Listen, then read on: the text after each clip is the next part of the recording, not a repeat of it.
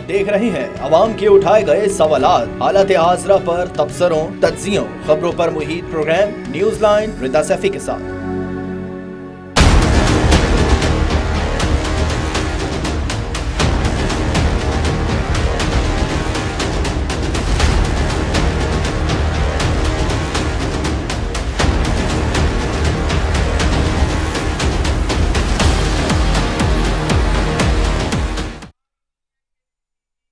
अस्सलामुअलैकुम, मैं हूँ रिदा सैफी। नाजरीन, इलेक्शन तब होंगे जब मैं बोलूंगा, ऐसा कहना है मुल्क की सियासत में जोड़ तोड़ का हुनर रखने वाले और हमेशा से मफाहमत की सियासत करने वाले साबिक सदर आसिफ अली जरदारी का। ऐसे हालात में कि जब मुल्क की सियासी, माशी और आईनी बुहरान का सामना कर रहा है, ऐसे में साबिक सदर ने ये कहा है कि जी इस स्टेटमेंट का मतलब क्या हो सकता है, ये एक सवाल भी है जिसका जवाब लेने की कोशिश भी करेंगे। लेकिन एक बात वाज़ेह है कि मुल्क में सियासत अब सिर्फ और सिर्फ अना की जंग बन के रह चुकी है। एक तरफ इसी अना के बाइस मईशत की धज्जियां बिखर गई हैं, तो दूसरी तरफ आईनी बहरान भी शिद्दत इख्तियार कर गया है और इस बात पर बात करना बहुत ही जरूरी है। दूसरी जानिब अवामी हुकूक और आइन की बालादस्ती के लिए क्या कोई सियासी जमात बात कर रही है? क्या सियासतदान इस पर आज भी यकीन रखते हैं या फिर सिर्फ और अपनी कुर्सी बचाने के लिए ही बात हो रही है? ये भी सकता कि मुल्क में आइन तोड़ा गया है, क्योंकि 90 दिन के अंदर अंदर इलेक्शन नहीं हुए और ऐसा कहना है सुप्रीम कोर्ट का भी। इलेक्शन अपने वक्त पर नहीं हुए, पंजाब में और केपीके में भी चाहे हो, और ये बात सिर्फ हम नहीं कर रहे हैं, खुद हुकूमत में शामिल ना सिर्फ कोर्ट कर रही है बल्कि हुकूमत में शामिल जमातों के लोग भी ये बात कर रहे हैं। पीपल्स पार्टी में शामिल उनके अपने रहनुमा क्या कह रहे हैं, आइए इस हवाले से सुनते हैं। वो कहते हैं 5-6 महीने अक्टूबर से भी तो आगे जा सकती है। वो किस तरह जा सकती है? ये नहीं जा सकती अक्टूबर से आगे। ये इलेक्शन उससे पहले होनी, और ये कि एक दिन हो, ये वफाकी सिस्टम है, वफाक है, हर सूबा खुद मुख्तार है और वफाकी हुकूमत के महदूद इख्तियारात। आज भी इस मुल्क में जो पॉलिटिकल ब्रेकडाउन है, जो सियासत का ब्रेकडाउन है, एक तरफ हम माशी तबाही और माशी दिवालियापन के तो करीब खड़े ही हैं, लेकिन जो पॉलिटिकल ब्रेकडाउन है वो भी इस हद तक हो गया कि कोई अवाम के इश्यूज के ऊपर बात करने के लिए तैयार नहीं है। आज अवाम में और सियासी जमातों में एक डिस्कनेक्ट पैदा होता जा रहा है। अफसोस के साथ मुझे ये कहना पड़ता है कि जब हम ये कहते हैं कि अवामी मसाइल को कोई नहीं सुन रहा, आम आदमी इंसाफ के लिए, रोटी के लिए, आटे के लिए लाइनों में धक्के खा रहा है, तो इसका मतलब लोग ये समझते हैं, खासतौर पर सियासी जमातें, कि हम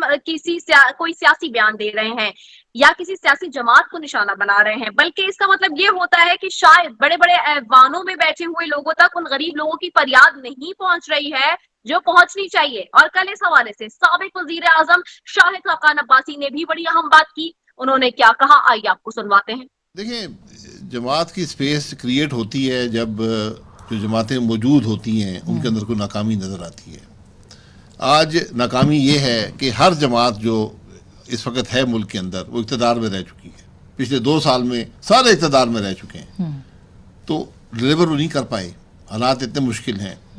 और अगर वो आज भी इकट्ठे ना हुए, एक एजेंडा तय ना किया, तो कल डेफिनेटली एक स्पेस निकलेगी। दूसरी तरफ बजट की तैयारियां हो चुकी हैं, लेकिन मौजूदा माशी हालात में लोग उम्मीद नहीं लगा रहे हैं। माशी मंजरनामा कब और कैसे ठीक हो सकता है, इस हवाले से वफाकी वजीर एहसन इकबाल ने टाइम फ्रेम देते हुए क्या कहा, आइए वो भी सुन लेते हैं। चूंकि इकोनॉमिक पॉलिसीज 10 साल से पहले नतीजा खेज नहीं होती, और इसके लिए तमाम स्टेक होल्डर्स को अपने अपने दायरे में सोचना होगा कि हम सब पाकिस्तान के उस कॉमन विजन के साथ खुद को कैसे अलाइन कर सकते हैं कि हम इंटरनल कॉन्फ्लिक्ट की बजाय एक कोलैबोरेटिव हार्मोनाइज्ड मोड में उस विजन की तरफ बढ़ सकें और उसको हासिल कर सकें। दूसरी जानिब आज आर्मी चीफ जनरल आसिम हुई, जिसमें फौज के तमाम फॉर्मेशन कमांडर्स ने शिरकत की, और उसमें جو شہدا ہے اس کی عظیم قربانیوں کو زبردست خراج تحسین بھی پیش کیا گیا۔ فورم نے 9 مئی کے یوم سیاہ کے واقعات کی سخت ترین الفاظ میں مذمت کرتے ہوئے اپنے اس پختہ عزم کا اعادہ کیا کہ شہدا کی یادگاروں، جناح ہاؤس اور فوجی تنصیبات پر حملہ کرنے والوں کو پاکستانی آرمی ایکٹ اور آفیشل سیکرٹ ایکٹ کے تحت یقینی طور پر جلد از جلد انصاف کے کٹہرے میں لایا جائے گا۔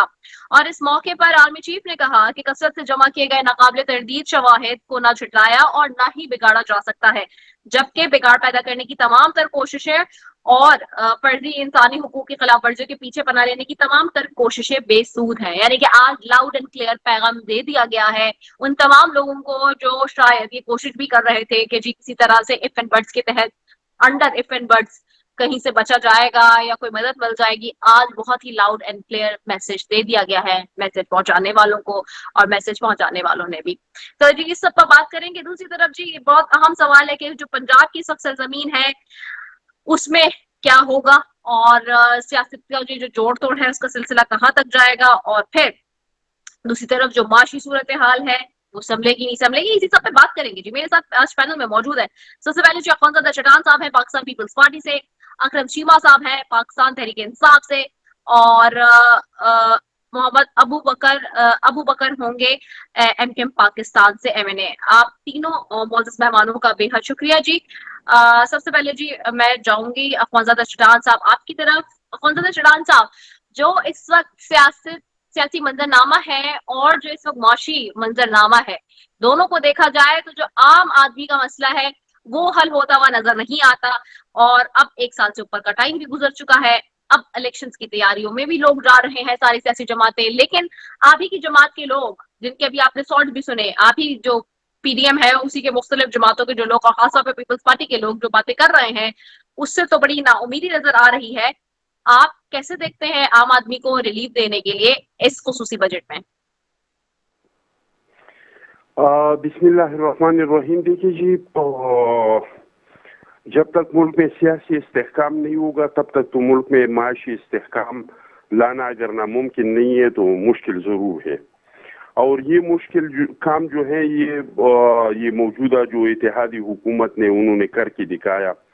کیونکہ سب لوگ کہہ رہے تھے کہ اس ہفتے جو ہے ملک ڈپارٹ ہو رہا ہے، اس مہینے کو ہو رہا ہے، یہ تجزیہ کار آ کے تجزیے دیتے تھے، لیکن آئی ایم ایف سے ایک پیسہ لیے بغیر جو ہے وہ ملک ابھی تک 1 سال بہت چل رہا ہے۔ مہنگائی ہے،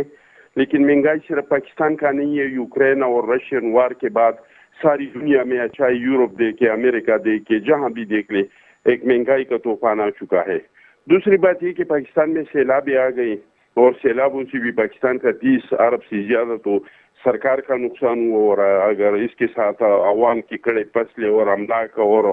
مویشیوں کو ملائے تو بہت بڑا نقصان ہوا ہے۔ لیکن ہم مایوس بالکل نہیں ہے۔ آپ نے جو شارٹ سنائی ان کے ساتھ میں اتفاق نہیں رکھتا ہوں۔ میں سمجھتا ہوں کہ پاکستان کے لیے 3 چیزیں بہت اہم ہیں، ایک ہے شارٹ ٹرم پالیسی، ایک ہے long term policy. Short term policy میں اگر آپ ایگریکلچر پہ، آئی ٹی پہ اور ہاؤسنگ پہ آپ کام کریں تو وہ آپ کو رزلٹ دے سکتے ہیں، اس میں لوگوں کو روزگار مل سکتا ہے، ملک میں پیسہ آ سکتا ہے، ملک فوڈ سیکیورٹی کے ذریعے سے مضبوط بھی ہو سکتا ہے اور ہمارا ایکسپورٹ بھی بڑھ سکتا ہے۔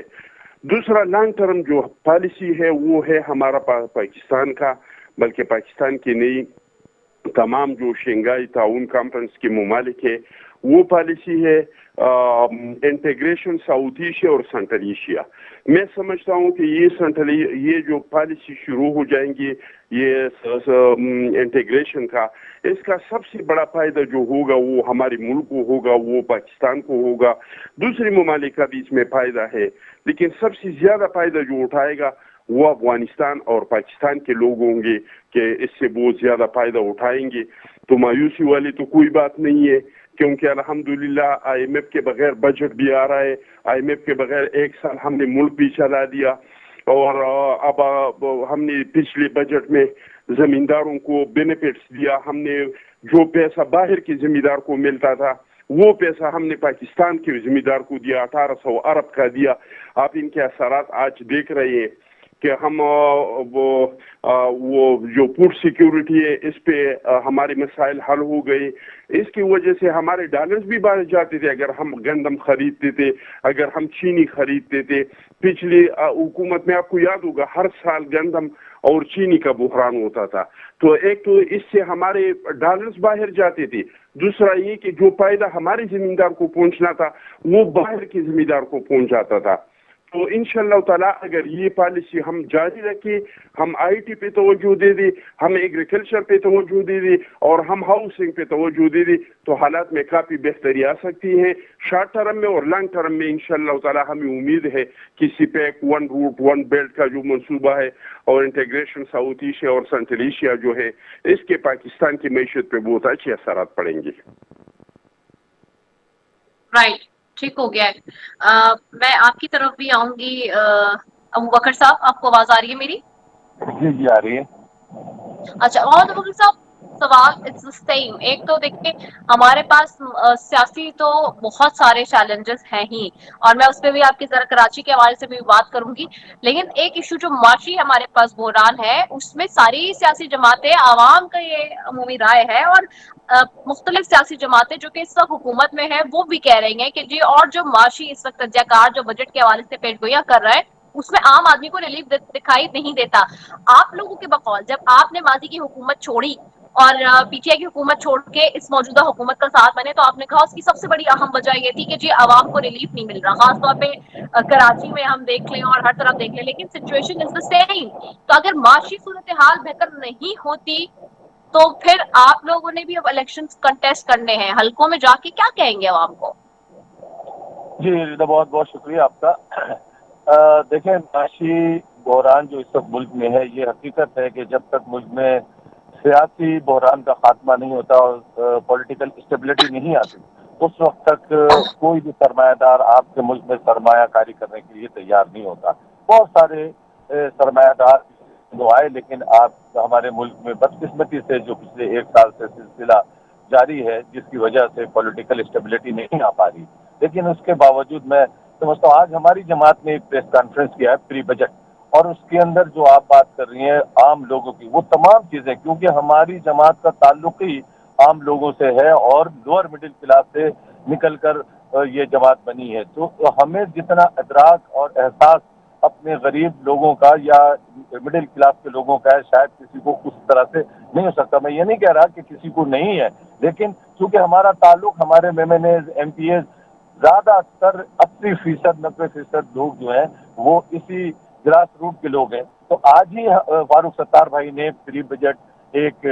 پیش کیا ہے پریس کانفرنس بہادر آباد میں کر کے, اور اس کے اندر تمام وہ چیزیں جو عوام کو ریلیف ملنی چاہیے, غریب عوام کو. یہ حقیقت ہے کہ اس سیاسی کھیل میں, اس سیاسی عدم استحکام میں عوام رول رہی ہے, عوام پس رہی ہے اور عوام کی طرف کوئی نہیں دیکھ رہا. میں اس بات کو تسلیم کرتا ہوں کہ بحثیت میں نے ہمارا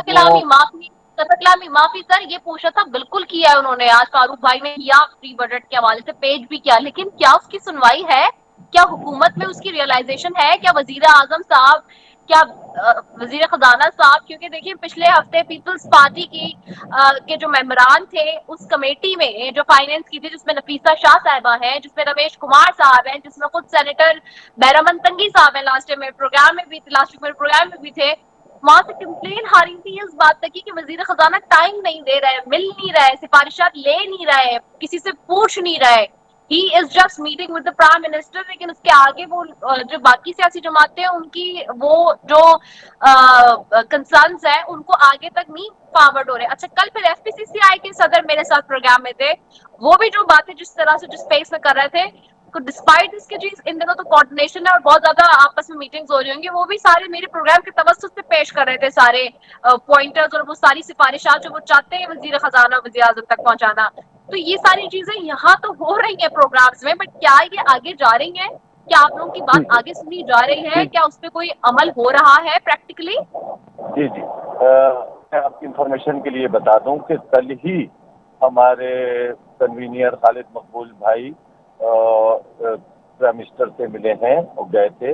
منسٹر سے ملے ہیں, اور وہ تمام چیزیں جو عوام سے ریلیٹڈ ہیں چاہے وہ ترقیاتی کام ہو، چاہے وہ لوگوں کے روزگار کے حوالے سے ہو، چاہے کراچی خاص طور پہ پانی کے مسائل. پچھلے دنوں پرائم منسٹر صاحب آئے تھے اور ہمیں خوشی ہے کہ پرائم منسٹر صاحب نے اس سے بڑی دلچسپی کے ساتھ اور بہت کنوکشن کے ساتھ انہوں نے اسحاق ڈار صاحب کو یہ ہدایت کی ہے کہ 2024 کے اندر یہ پانی کا کراچی کا مسئلہ حل ہو جانا چاہیے. جہاں تک ہے مہنگائی کا، ظاہر سی بات ہے کہ اس وقت آئی ایم ایف کے جو قرضے ہیں، آئی ایم ایف کا جو پریشر ہے، پچھلے دنوں صرف میں نے تقریر کی تھی اسمبلی کے اندر اور کہا تھا، پرائم منسٹر سے ریکویسٹ کی تھی کہ پیٹرول کی قیمتوں میں اضافہ ہو رہا ہے تو کم از کم موٹر سائیکل اور رکشہ چلانے والے جو غریب لوگ ہیں ان کو کم از کم سبسڈیز دے دیں، اس لیے کہ جو کروڑوں روپے کمانے والے ہیں ان کو بھی اسی قیمت پہ پیٹرول ملتا ہے، گروسری ملتی ہے، اور جو ایک رکشہ چلا کر یا بائکیں چلا کر اپنے خاندان کی کفالت کرتا ہے، آپ پیٹرول اس کو بھی اسی قیمت پہ دے رہے ہوتے ہیں، تو اس کو تو کم از کم کوئی ایسا میکینزم انہوں نے اعلان کیا. پرائم منسٹر کا اعلان ہوا کہ ہم موٹر سائیکل، رکشہ اور غریب طبقے سے تعلق رکھنے والوں کا سر وہ صرف اعلان تک ہی رہ گیا لیکن تھا، کیا ہوا؟ عملاً نہیں ہوا اس پہ کچھ. لیکن ہوا کیوں نہیں ہوا، یہی میں آپ کو بتانا چاہ رہا ہوں. میری پرائم منسٹر کے ساتھ ایک میٹنگ ہوئی جس میں ہم تمام سیاسی جماعت کے ایک نمائندے بیٹھے تھے اور میں نے اس بات کی طرف انڈیکیشن کیا کہ آپ نے لیکن آئی ایم ایف کی طرف سے پھر پریشر آ گیا اور آئی ایم ایف نے سوال کر لیا کہ آپ نے یہ سبسڈیز دینے کے لیے کس سے اجازت لی. تو بہت سی چیزیں ایسی ہیں کہ حکومت کرنا چاہ رہی ہے، لیکن چونکہ I M F, world bank کے آپ مقروض ہیں اور ان کی شرائط ماننے پہ آپ مجبور ہوتے ہیں، تو بہت ساری چیز چاہنے کے باوجود آپ نہیں. لیکن اس بجٹ میں انشاءاللہ تعالی میں سمجھتا ہوں بڑا پر امید ہوں کہ یہ جو بجٹ آئے گا بہت ساری سختیوں کے باوجود، اکنامک پریشانیوں کے باوجود آپ دیکھیں گی کہ ریلیف ملتا ہوا لوگوں کو نظر آئے گا. ہم نے تو اس کے اوپر بات کی ہے کہ آپ ایسے مواقع پر I just wanted to add one thing in it. تو پھر ابھی تو ہم آئی ایم ایف کے پروگرام میں جا نہیں رہے، تو وہ پھر جو اعلان ہوا تھا اس کا مطلب ہے کہ اس بجٹ میں اس کے اوپر عملاً کوئی اقدام ہوگا. نہیں ہوگا. آپ دیکھیں کہ انشاءاللہ تعالی آپ کو نظر آئے گا کہ قیمتوں میں ابھی پیٹرول کی قیمت میں بھی کمی کی گئی نا، اور فوڈ کے حوالے سے یہ حقیقت ہے کہ ہمارے جو بڑے جاگیردار ہیں، آپ کراچی، پاکستان جو ہے ایک پاکستان کہلاتا ہے زرعی ملک. ہمارا جو ملک ہے وہ زرعی ملک ہے، لیکن پاکستان سے بہت حجم میں چھوٹا یورپ کے ایسے کنٹریز ہیں جو آج پاکستان، جو دنیا میں آج بہترین فوڈ سپلائی کے حوالے سے پہچانے جاتے ہیں. ہمارے یہاں اس طرح سے نئی توجہ دی گئی، زمینوں سے جو فصل اگاتے ہیں 2 فصل لے لیا یہ کافی ہے. دنیا میں 5 فصل ایک سال میں لیا جا رہا ہے، 6 فصل لیا جا رہا ہے، لیکن ہمارے یہاں چونکہ جدید ٹیکنالوجی کو استعمال نہیں کیا جا رہا، ہائیبرڈ کو استعمال نہیں کیا جا رہا، اب اس طرف توجہ دی جا رہی ہے، اب اس طرف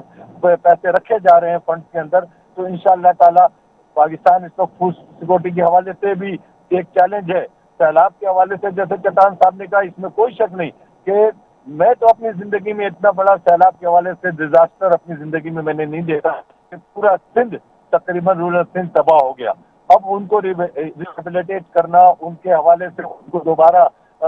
آباد کرنا، تو یہ تمام چیلنجز کا سامنا اس حکومت کو کرنا پڑ رہا ہے. لیکن اس کے باوجود میں سمجھتا ہوں کہ آنے والا بجٹ انشاءاللہ تعالی آپ دیکھیں گے کہ جو پچھلے 1 سال میں جو پریشانیاں تھیں سیاسی طور پہ، جو انسٹیبلٹی تھی، اس پہ آہستہ آہستہ کنٹرول کیا جا رہا ہے. اور عوام بجٹ ہم تو اپنی کوشش کریں گے انشاءاللہ تعالی ہر سطح پر، چاہے وہ پروونشل گورنمنٹ میں ہمارے نمائندے ہوں، چاہے وہ نیشنل لیول پہ ہوں یا سینٹ میں ہو. ہم نے ایک پری بجٹ بنایا ہے اور اس کے اندر صرف اور صرف ہم نے یہی تجویز دی ہے کہ کسی بھی طرح سے غریب عوام کو سبسڈیز دی جائے. جو لوگ روزگار پہ ہیں وہ فیڈرل گورنمنٹ سر کے ہوں، بالکل بنایا ہوگا، لیکن معذرت کے ساتھ سر اضافہ آپ کیا لوگ جائے. سارے اتنے لمبے چوڑے بجٹس تو بناتے، فگرز بناتے، لیکن معذرت کے ساتھ سر جو عام آدمی اس تک وہ ریلیف نہیں پہنچ رہا. اور جو پرائس میکینزم ہے بیسکلی وہ تو صوبوں کا کام ہے. اب عوام تو اس بات سے جو لمبے لمبے فگرز اور بجٹ کی باتیں اس کے کو نہیں انڈرسٹینڈ کرتا. ایک کامن آدمی جس کی 25,000 تنخواہ ہے، جس کی 30,000 روپے تنخواہ ہے، جس کی 20,000 روپے تنخواہ ہے، وہ تو बेचारा इस वक्त गुजारा ही नहीं कर पा रहा, वो मजबूर है और उसकी जिंदगी चल रही है, ये तो नहीं कि जिंदगी उसकी रुक गई है, लेकिन उसके अकॉर्डिंग ही उसको उस तरह का रिलीफ नहीं मिल रहा हुकूमतों की तरफ से, चाहे सूबाई सतह पर भी देख लें। और अब तो आप हुकूमत का हिस्सा है, फिर भी आप पीपल्स पार्टी के साथ बैठे हुए, यहाँ सिंध के अंदर भी आप देखते हैं प्राइस मैकेनिज्म तो देखिए सूबों का मामला 18वीं तरमीम के बाद, लेकिन अनफॉर्चुनेटली चूंकि इस सूबे में हम बैठे, हम खुद देख रहे होते हैं अपनी आंखों से किसी एक दुकान पे कोई प्राइस है तो किसी दूसरे की, तो ऐसी छोटी छोटी आम बातें हैं जिनको सूबाई हुकूमतों को देखना चाहिए, जिनको लोकल गवर्नमेंट्स को देखना चाहिए, लेकिन अनफॉर्चुनेटली वो सिनारियो भी नहीं है। मैं इतनी बात करती हूँ, एक ब्रेक मैंने जाना है, एक ब्रेक पे जाऊंगी जी, क्विक ब्रेक है, शॉर्ट कमर्शियल ब्रेक है, उसके बाद वापस आ रहे, आपने कहीं नहीं जाना, स्टे ट्यून्ड।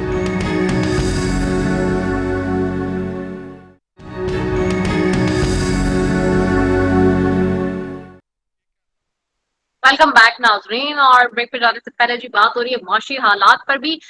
थोड़ी सियासी मंजरनामे पे भी बात करते हैं। जहां इलेक्शन की बात है वहीं पर अखवानज़ादा चटान साहब आपने भी ये बात की, अबू बकर साहब ने भी की कि जी जहां माशी बहरान उसी तब तक सही नहीं हो सकता जब तक जो सियासी मंजरनामा है या सियासी बहरान है वो ठीक ना हो जाए। बिल्कुल ऐसा ही है, लेकिन हम एक तरफ देखते हैं कि आप ही की जमात के इतने बड़े बड़े लोग, चाहे एतजाज हसन साहब की बात कर लें, मुस्तफा नवाज खोखर साहब की बात कर लें, नून लीग के शाहिद काकान अब्बासी साहब की बात कर लें, मिफ्ता इस्माइल साहब की बात कर लें, ये वो सारे लोग हैं जो सियासी मंजरनामे पे भी बात कर रहे हैं, मुआशी मामले पे भी बात कर रहे हैं, और बड़े सीनियर और सीजन लोग हैं, पॉलिटिशियंस हैं, वो इस तरह की बात कर रहे हैं, खासतौर पे इलेक्शंस के हवाले से भी कि जो इलेक्शंस होने चाहिए और इलेक्शंस नहीं हुए तो आइन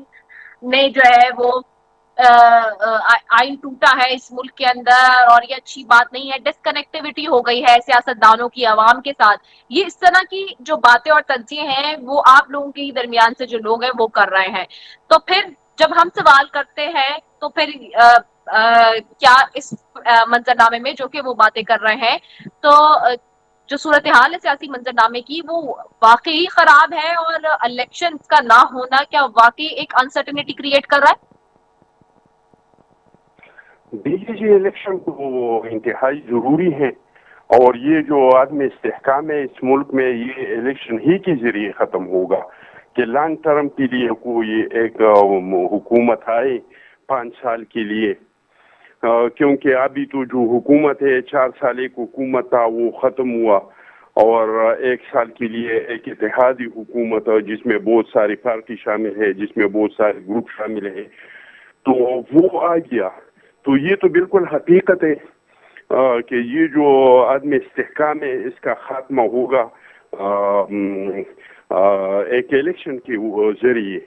लेकिन इस हालात में भी अगर आप मुआवजा करें पिछला जो हुकूमत था, जो 4 साल का हुकूमत था, इसके क्रेडिट पे आपको एक चीज भी नजर नहीं आएगा सिवाय इल्जामात के और इंतकाम के। 4-4.5 साल सिर्फ इस हुकूमत ने इल्जामात लगाए थे और अपोजिशन के खिलाफ जो है वो इंतकाम से काम लिया था, बाकी इसके क्रेडिट पे कुछ नहीं है। अगर इसकी बनिस्बत ये जो इत्तेहादी हुकूमत है जो 1 साल के लिए बना था, जो अभी तक 1 साल भी पूरा नहीं हुआ है, इसका आप मुआवजा करें तो आप देख ले कि यूक्रेन से आपका एलएनजी आना शुरू हुआ, जो रशिया के साथ आपके समंदर के रास्ते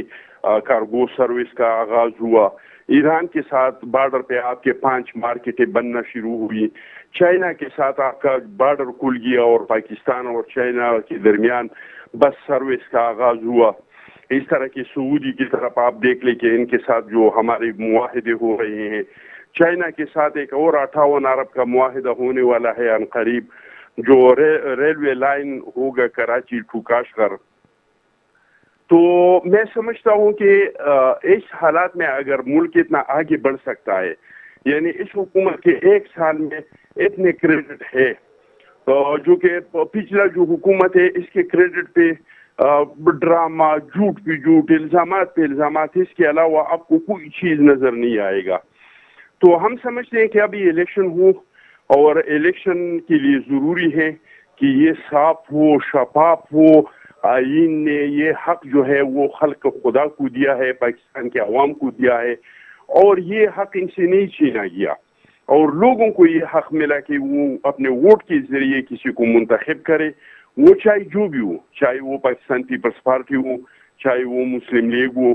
चाहे वो PTI हो, जिसका भी हुकूमत हो, लेकिन आवाम के वोट के जरिए से बन जाए तो मुल्क में इसके साथ इस्तेहकाम भी आएगा और मुल्क आगे तरक्की के भी करेगा। हमारे मुल्क में किसी चीज की कमी नहीं है। माफी आप चटान साहब, इसमें मैं दो चीजें ऐड छोटी सी करना चाहती हूँ। आपने भी रूस वाली बात भी की, रूस से जो तेल पहुंचना था पाकिस्तान, वो भी ये मैं नहीं कह रही, ये डी न्यूज की खबर थी जी कल की, कि जो वजीर मुमलिकत ने बताया था कि जी 24 मई को मीडिया को कि बहरी जहाज जो है वहां से 27 मई को ओमान पहुंचेगा, जिसके बाद छोटे बड़े जहाजों में रूसी खाम तेल पाकिस्तान की बंदरगाह पोर्ट कासिम पहुंचेगा और इसमें तकरीबन 2 हफ्ते लगेंगे। ये बात हुई थी, बिल्कुल आप सही कह रहे हैं, लेकिन अभी तक बात ये कि जो पहली रूसी तेल की खेप है 1 लाख टन खाम तेल लाने के बारे में, वो इत्तलात गलत मालूमात की बुनियाद पर थी। अभी तक वो शुरू नहीं हुआ है मामला, वो सिर्फ बातों की हद तक रह गया है। दूसरा ये कि जो फ्लड्स के मामले में भी जहां पे बताया जा रहा था कि जी बहुत ज्यादा फंड इकट्ठा कर लिया गया है और फ्लड्स के मामले में भी लेकिन जो पता नहीं कितने रुपए आएंगे वो भी अभी तक नहीं आए हैं। ये सरकारी जो एदाद-ओ-शुमार है उसके हवाले से मैं बता रही हूँ। तो ये जो खबरों के फैक्ट्स एंड फिगर्स है वो कुछ और बता रहे हैं। बिल्कुल आप बात कर रहे हैं सारी चीजों पे, लेकिन उसमें हकीकतन कितना काम हुआ है अमलन, उसको अगर फैक्ट चेक करें तो उसमें रिजल्ट अभी तक नजर नहीं आ रहा है अनफॉर्चुनेटली। देखिए जी, मुझे ये पता नहीं कि जो फ्यूल का जहाज था वो बंदरगाह तक पहुंच गया है कि नहीं पहुंच गया है, लेकिन ये मैं आपको बिल्कुल कंफर्म बता सकता हूँ कि रशिया के साथ हमारे कार्गो का जो समंदर में, सिर्फ फ्यूल का नहीं कह रहा हूँ, और अगर आप रिपीट में दोबारा सुने तो मैंने ये कहा है कि रशिया के साथ हमारे कार्गो सर्विस का मुआहिदा हो चुका है। कार्गो का मतलब ये है कि आप पाकिस्तान से रशिया भी जो आप चीजें बेच सकते हैं और रशिया से इधर आ सकते हैं, और हमारे और इनके दरमियान ट्रेड का एक रास्ता, समंदरी रास्ता जो पहले नहीं था वो खुल गया है। जहां तक इमदाद के ताल्लुक है तो वो मद में आप बिल्कुल सही कह रहे हैं, हमें इतने इमदाद नहीं मिला है, लेकिन पाकिस्तान ने अब ये फैसला किया है कि हम दुनिया से मजीद एड नहीं मांगेंगे, हम दुनिया से ट्रेड करेंगे। जो ये हमारे प्लस के पैसे हैं ये हमारी दुनिया से एड नहीं है, ये हमारा हक है, क्योंकि ये जो माहौलियात की तब्दीली है ये पाकिस्तान की वजह से नहीं है। पाकिस्तान का तो इसमें अमल दखल 0% भी नहीं है। ये मौसमियात की जो हालात है, ये इन ममालिकों से जो बड़ी बड़ी फैक्ट्रियाँ चलाते हैं, जो आलूदगी बनाते हैं, इस आलूदगी में जो माहौल आलूदगी है, जो मौसम में तब्दीली आ चुकी है, इसमें पाकिस्तान का इतना अमल दखल नहीं है। और दुनिया का फर्ज बनता है, अगर इस दुनिया को बचाना है, माहौलियात सिर्फ पाकिस्तान का मसला नहीं है, सिर्फ पाकिस्तान इससे मुतासिर नहीं होगा। हाँ, मौजूदा टाइम पे पाकिस्तान इससे बहुत ज्यादा मुतासिर हुआ है, मजीद भी अगर ये हालात रहे तो मजीद भी पाकिस्तान पे असर पड़ेगा, लेकिन ये सारी दुनिया के लिए एक चैलेंज है। और अभी तक इस चैलेंज के लिए जितना पैसा दरकार है कि इस चैलेंज से दुनिया निपट जाए, तो अभी तक इसके फंड में इतना पैसा आया नहीं है। और न सिर्फ ये कि पाकिस्तान के फ्लड्स के लिए आया नहीं है, लेकिन इसके लिए जो रकम बताया गया है कि अगर हमने इस मौसमियात पे और ये कुदरती आफात पे काबू पाना है और माहौल को अवाम दोस्त बनाना है और अवाम को माहौल को इंसान दोस्त बनाना है, तो इसके लिए हमें कितना पैसा चाहिए, तो वो पैसा अभी तक मिला नहीं है। इसमें अच्छी खासी कमी है और सारी दुनिया को चाहिए और ये दुनिया का फर्ज बनता है, जिन जिन लोगों ने माहौल को खराब कर दिया है कि वो इसमें फंड भी करे और मजीद माहौल को खराब करने से अपने ऐसे इक़दामात करे कि मजीद जो हमारे माहौलियात है कि वो आलूदा नहीं हो और आइंदा के लिए सारी दुनिया में इंसानों को इस तरह के कुदरती आफात का सामना नहीं करना पड़े। ठीक है, ओके। अबू बकर सिद्दीक साहब, मोहम्मद अबू बकर साहब आपकी तरफ भी आऊंगी। अबू बकर साहब, आपको मेरी आवाज आ रही है? जी जी आ रही है। अच्छा अबू बकर साहब, ये भी बताइएगा, अच्छा एक तरफ तो ये सारे इश्यूज है जो कि भी हमने डिस्कस किया वाले, कराची के मेयर का भी मामला चल रहा है, आप इसको कैसे देख रहे हैं? कराची की एक बड़ी जमात आप रहे हैं माजी में, और इस वक्त जो सूरत हाल बनी हुई है आप उसको कैसे देखते हैं? جی دیکھیں، ہم نے تو اس الیکشن میں، بلدیاتی الیکشن میں حصہ نہیں لیا تھا، اور ایسا نہیں ہے کہ ہم نے خوشی سے حصہ نہیں لیا تھا، بلکہ ہمارا ایک اصولی موقف تھا، اور ہم یہ کہہ رہے تھے کہ جو یہاں پہ ڈی لمیٹیشن کی گئی ہے اور جو یوسیز بنائی گئی ہیں وہ انصاف پہ مبنی نہیں ہے، اور بعد میں اس بات کو پیپلز پارٹی کی حکومت نے سندھ کی تسلیم بھی کیا، اور اس میں 52 یوسیز کا اضافہ بھی کیا، لیکن وہ 52 یوسیز کا جب اضافہ ہوا تو وہ وقت نکل چکا تھا۔ تو اسی بنیاد پہ ہم نے، لیکن اب جو لوگ اس میں حصہ لیا جنہوں نے، اور جو بلدیاتی الیکشن میں کامیابی جن کو بھی ہوئی، آپ دیکھ رہے ہوں گے ٹی وی پہ جو کچھ چل رہا ہے، تو یہ تو ایک عجیب سی صورتحال ہے، اور ہر کوئی دعویٰ کر رہا ہے کہ اکثریت ہمارے پاس ہے۔ پیپلز پارٹی ویسے تو سنگل جماعت کے طور پہ ان کے پاس زیادہ نشستیں ہیں، لیکن دوسری طرف جماعت اسلامی کا دعویٰ ہے کہ ہم نے پی ٹی آئی والوں کو اپنے ساتھ ملانے کے بعد ہمارے پاس اکثریت زیادہ بنتی ہے۔ تو دیکھتے ہیں کہ اس کھیل میں کون جیتتا ہے اور کون ہارتا ہے۔ ہمارا تو یہ ہے کہ کوئی بھی آئے، اس شہر کا مخلص ہو، اس شہر کو کم از کم اس شہر کے حق کو دلانے میں اپنا کردار ادا کرے، اس شہر کی ترقی میں اپنا کردار ادا کرے، کیونکہ ہم اچھا، اب نے تو دوسرا ایک 4 بات یہ سال بھی بڑا بتائے گا، ترقی مردم دیتا رہا۔ شماری کے حوالے سے تحفظات ہیں ایم کیو ایم کے، اس کے اوپر بات کہاں تک پہنچی ہے، اور آپ لوگ مطمئن ہیں جو موجودہ مردم شماری ہوئی اس کے نتائج سے؟ مردم شماری کے حوالے سے دیکھیں، ایک بڑے افسوس کے ساتھ کہنا پڑتا ہے کہ کہاں سے کہاں پہنچ گئی، اور جمہوری جماعتیں اور جمہوریت کے دور میں تمام وہ سیاسی جماعتیں جو جمہوریت کی بات کرتی ہیں، ڈیموکریسی کی بات کرتی ہیں، وہ اپنے ہی صوبے کے اندر مردم شماری کو صحیح نہیں ہونے دے رہی۔ اس کا فائدہ کوئی ایم کیو ایم کا نہیں ہے۔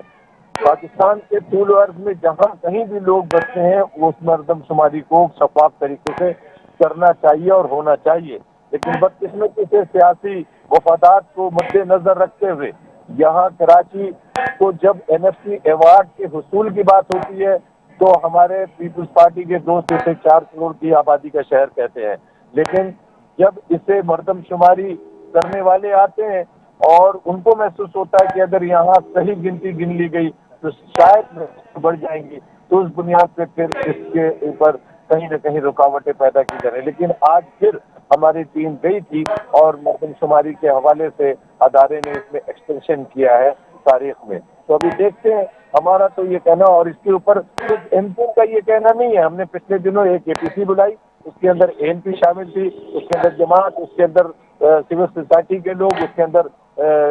بیوروکریٹ، ریٹائرڈ، سارے لوگ آئے، اور سب نے اس بات پہ اتفاق کیا کہ کراچی کی آبادی کسی بھی طرح 3.5 کروڑ سے کم نہیں ہے، اور اس شہر کی آبادی کو گننا چاہیے، اس کو اس کا حق ملنا چاہیے۔ تو جب آپ ٹیکس لیتے ہیں شہر پہ، آدھا پاکستان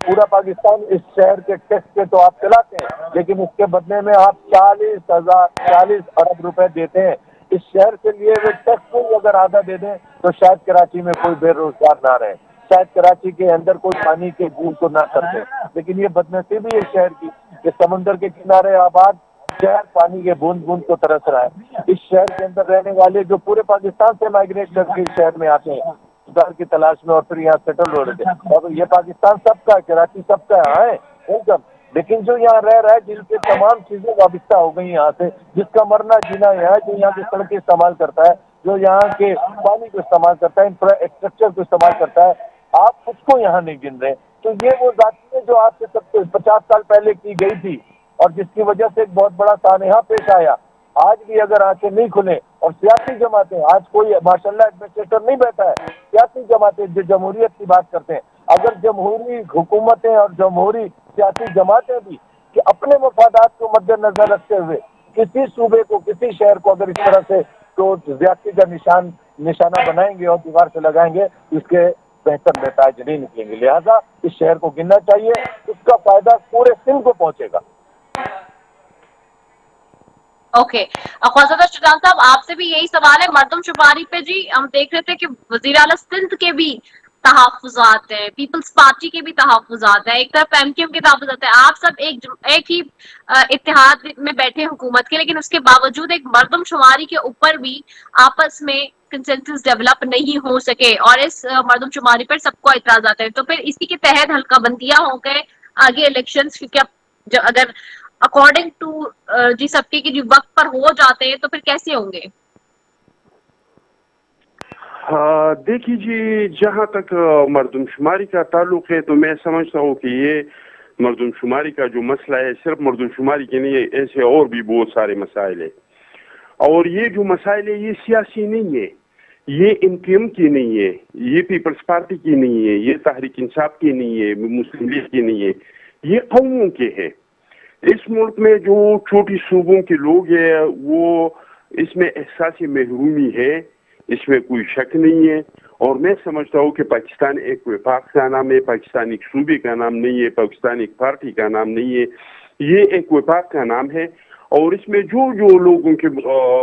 तहफ़्फ़ुज़ात है और जो जो लोगों की मुश्किलात है और जो जो लोगों के एहसास महरूमियाँ है, चाहे वो बलूचिस्तान के हैं, चाहे वो पख्तूनख्वा के हैं, चाहे वो साउथ पंजाब के हैं या किसी और जगह के हैं, गिलगित बल्तिस्तान के हैं, कश्मीर के हैं, हर जगह पे ऐसे लोग हैं जिसमें एहसास महरूमियाँ हैं।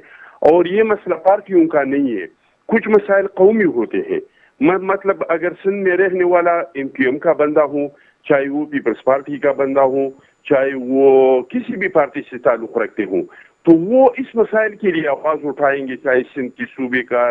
पानी का मसला है या मर्दमशुमारी का मसला है। मुझे खुद जो मर्दमशुमारी है इस पे मेरे खुद तहफ़्फ़ुज़ात है, क्योंकि हमारे बेनज़ीर इनकम सपोर्ट का जो सर्वे है या वैक्सीनेशन का जो सर्वे है वो हमारे आबादी को शो करते हैं, 17 लाख से ऊपर का शो करते हैं मेरे अपने डिस्ट्रिक्ट का। लेकिन अब मर्दमशुमारी में वो 13 लाख 12 लाख से बढ़ती नहीं है। 2017 में जो मर्दमशुमारी हुई इसमें 11 लाख हमारे आबादी को शो किया, जो अब इस बार हुई तो इसमें 13 लाख हमारे आबादी को शो किया। तो ये लोगों के तहफ़्फ़ुज़ात है, लेकिन उसको सियासी पॉइंट स्कोरिंग के लिए इस्तेमाल नहीं करना चाहिए। उसको हुकूमतों को ब्लैकमेल करने के लिए ऐसे हालात में कि हम तो हुकूमत के साथ कोई बेनिफिट ले और हम इस मसाइल को निकालें, इसमें संजीदगी से तमाम जो स्टेक होल्डर्स है उसको बैठना चाहिए और ये मसाइल को हल करना चाहिए। और इस मुल्क में बहुत सारे ऐसे कौमें हैं, बहुत सारे ऐसे सूबे हैं, खुसूसन जो छोटे सूबे हैं, फिर इसमें जो पख्तूनख्वा का सूबा है, इसमें जो बलूचिस्तान का सूबा है, तो इसमें बहुत सारे लोगों शैतान साहब आपका, अबू बकर साहब आपका, आप दोनों मौजूद मेहमानों का शुक्रिया। Unfortunately due to some technical glitch हम अकरम चीमा साहब को प्रोग्राम में शामिल नहीं कर सके आज आइंदा आने वाले दिनों में, लेकिन कोशिश करेंगे कि जी बाकी भी जमातों का, बाकी स्टेक होल्डर्स की भी जो है वो मौक़िफ़ लेने की कोशिश करें। माशी बहरान अगेन इट्स वेरी वेरी जिसे कहते हैं कि डिस्टर्बिंग और unfortunately it is very disturbing because जब तक आपका माशी बहरान रहेगा, एक आम आदमी को सियासी जमातें रिलीफ देने में नाकाम रहेंगी, ये सिस्टम नाकाम रहेगा, ये जमहूरियत नाकाम रहेगी। ये जमहूरियत मैं बार बार कहती हूँ है ही सिर्फ अवाम से, और अगर अवाम से है तो कितनी ही पार्टियां बना लें आप, कितने ही फेसेस ले आए, कितने ही लोगों को ले आए, लेकिन अगर वो आम आदमी को, अवाम को रिलीफ देने में नाकाम है तो फिर ये हैसियत हम सब की नाकामी है इस मुल्क में कि जी हम एक आम आदमी को रिलीफ नहीं दे रहे, एक आम आदमी के जो बुनियादी मसाइल है उनको हल नहीं कर रहे, जिसमें पानी का, पीने का पानी का मामला, जिसमें वजीर खारजा खुद और एक पार्टी के चेयरमैन होके, एक सूबे में उनकी अपनी हुकूमत है, इंडिविजुअली जी होके कह चुके पिछले दिनों के जी पानी का मसला जो है, मैं खुद वजीर आजम से उन्होंने गिला किया कि टैंकर के जरिए पीता हूँ। बुनियादी मामले पे जी कीमतों का मामला है, यहाँ पर दूध की कीमत नहीं मुकर्रर हो पा रही है इस सूबे के अंदर, इस शहर के अंदर। सबसे बड़ा अलमिया ये है। तो जब ये बेसिक बुनियादी जरूरियात ही नहीं पूरी हो सकेंगी तो फिर मैं आप क्यों बैठे हैं और हम किसके लिए बात कर रहे हैं? हम इससे सिर्फ जमहूर की बात कर रहे हैं, अवाम की बात कर रहे हैं, पाकिस्तान के 25 करोड़ 24 करोड़ लोगों की बात कर रहे हैं। अगर उनके मसाइल हल नहीं होते तो फिर इतने बड़े सिस्टम का क्या फायदा है? हर शख्स यही सवाल करता है। इसी के साथ ही अपनी मेजबान दस्तफी को दे इजाजत। पाकिस्तान जिंदाबाद।